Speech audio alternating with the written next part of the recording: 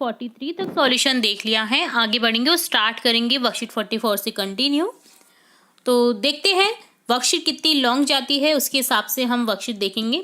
तो सबसे पहले हम देखने वाले हैं वर्कशीट 44। फर्स्ट क्वेश्चन है, the ball thrown by a person in upward direction return back to the ground why. किसी एक व्यक्ति के द्वारा बॉल को ऊपर की ओर फेंका जाता है, तो ये रिटर्न क्यों करती है वापस से? आपने देखा होगा कि वो नीचे की ओर आती है ग्राउंड पर, ऐसा क्यों होता है? A ball thrown upwards returns to the ground because of Earth's gravitational pull. The gravitational force pull the ball towards the ground, which is why it falls back. Gravitational force के कारण ऐसा होता है, गुरुत्वाकर्षण बल के कारण जो बॉल है हम जैसे ही ऊपर फेंकेंगे वो नीचे की ओर आएगी। सेकेंड क्वेश्चन है, due to which force it is possible for the moon to rotate around the earth. The moon orbits the earth due to the force of gravity. The gravitational pull of the earth keeps the moon in a circular orbit around it. तो जो moon का जो orbit है वो अर्थ के gravitational जो force है उसके अंदर आता है। तो क्या होता है, जैसे ही मून राउंड करता है तो वो ग्रेविटेशनल फोर्स के कारण उसी ऑर्बिट में चारों ओर घूमता है अर्थ के, तो इसी कारण वो घूम पाता है अर्थ के चारों ओर। ठीक है। थर्ड क्वेश्चन है, write the universal law of gravitation. तो यूनिवर्सल लॉ लिखना है ग्रेविटेशन का। Newton's universal law of gravitation, every particle in the universe attracts every other particle with a force along a line joining them. The force is directly proportional to the product of their masses and inversely proportional to the square of the distance between them. Write the formula to find the magnitude of gravitational force. Magnitude निकालने का gravitational force का formula लिखना है आपको। The let m1 be the mass of the earth and m2 be the mass of an object on its surface. अर्थ का जो मास है वो हमें मानना है m1 और जो ऑब्जेक्ट इसके सरफेस पर है उसका जो है हमें मानना है मास m2. If r is the radius of the अर्थ का रेडियस है r, then according to universal law of gravitation, the gravitational force F acting between the earth and the object is given by the relation F equal to z m1 m2 by r square. तो बहुत ही important formula है, इसे learn कर लेना है आपको magnitude of gravitational force का। ठीक है, तो इस तरह से डन होता है वर्कशीट 44। नेक्स्ट देखेंगे वर्कशीट 45। फर्स्ट क्वेश्चन है, write the value of acceleration due to gravity on earth. z equal to 9.8 metre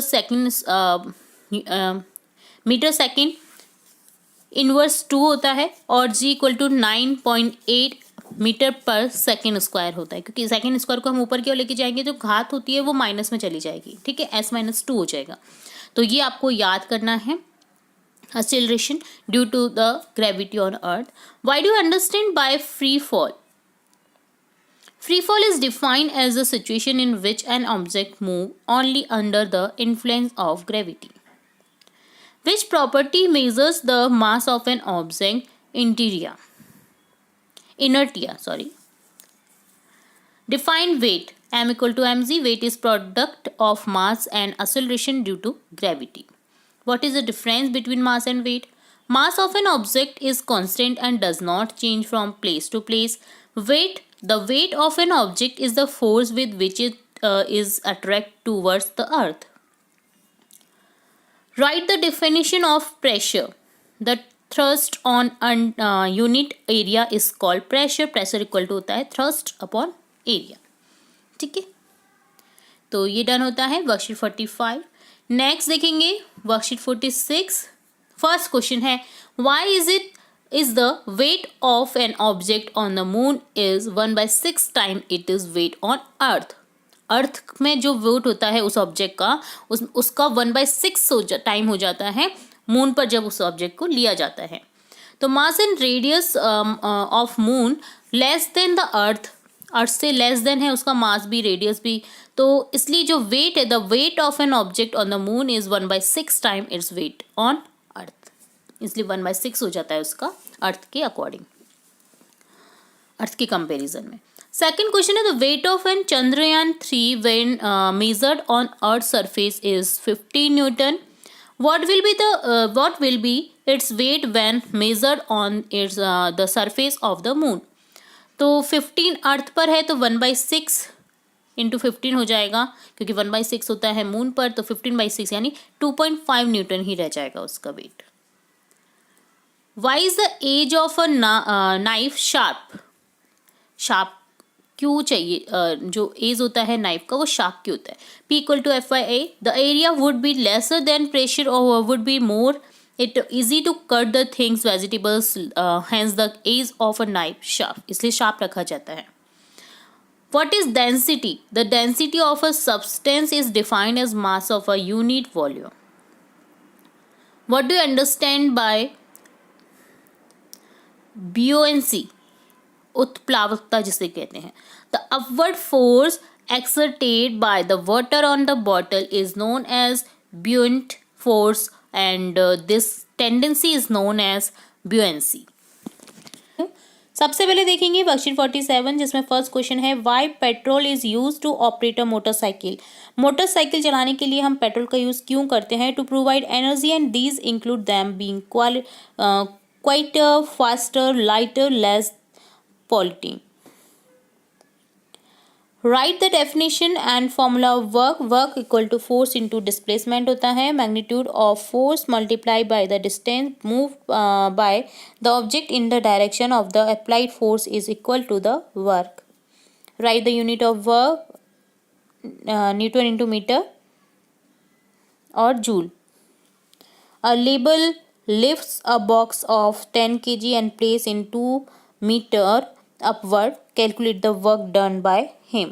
M equal to 10 kg, S equal to 2m, G equal to 10, तो work हो जाएगा F into S, M G into S, 10 into 10 into 2, 200 joule.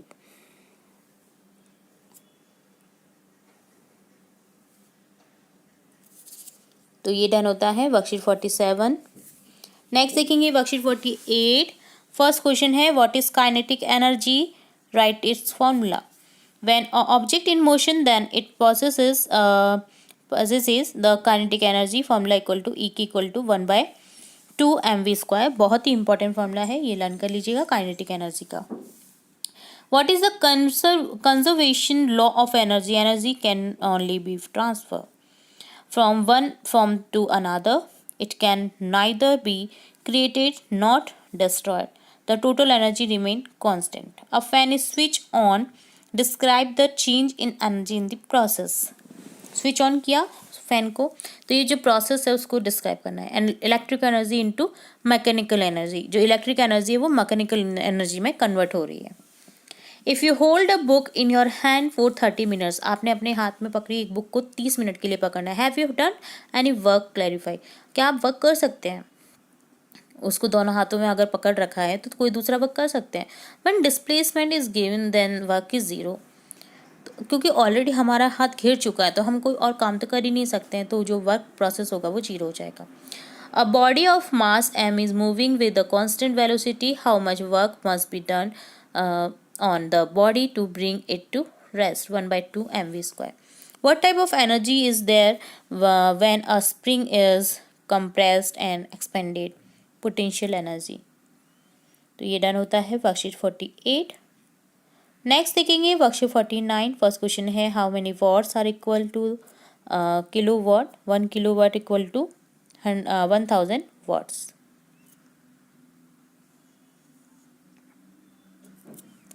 A bulb consumes 100 joules of energy in 10 seconds. Calculate the power. Power equal to होता है work और energy upon time. WE/T 100 joule upon 10x हो जाएगा, तो answer हो जाएगा यहाँ पर 10 जूल पर second. Power equal to 10 watt हो जाएगा। जूल पर सेकेंड वॉट का जो पावर का जो वॉट है यूनिट होता है, तो वॉट लगा देंगे, ठीक है। Define average power. Average power is equal to dividing the total energy consume by the total time taken. A boy of 50 kg mass runs and climbs 40 steps of a stair in 9 seconds.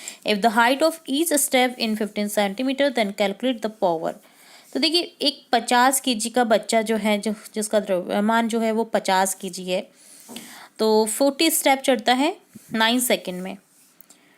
जो each step, प्रत्येक step होती है वो 15 centimetre की होती है। तो calculate करना है उसकी पावर को। हिंट दे रखा है G = 10 m/3 -2। तो यहाँ पर देखिए टोटल जो हाइट है वो निकल जाएगी 14 × 75 6 मीटर, 40 × 15, ठीक है। तो यहाँ पर 6 मीटर निकल जाएगा। टोटल टाइम निकलेगा है यहाँ पर 9 सेकेंड। तो पावर निकल जाएगी mJ/T, m 50 × G 10 × H 6/9, 333.33 watt. Drive the formula of power. Power = work by time होता है, P = W/T हो जाएगा। तो ये डन होता है वर्कशीट 49। और नेक्स्ट देखेंगे वर्कशीट 50 का सॉल्यूशन, ठीक है। तो यहाँ इस वीडियो में हम वर्कशीट 50 देखने जा रहे हैं।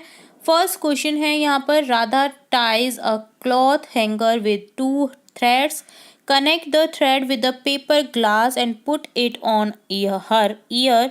Now she hit the hanger with some soil object. She heard a noise from hanger louder than usual. एक थ्रेड लिया उसने हैंग किया, क्या कहते हैं, पेपर ग्लास से उसको कनेक्ट किया, दूसरे साइड को पेपर ग्लास से कनेक्ट किया।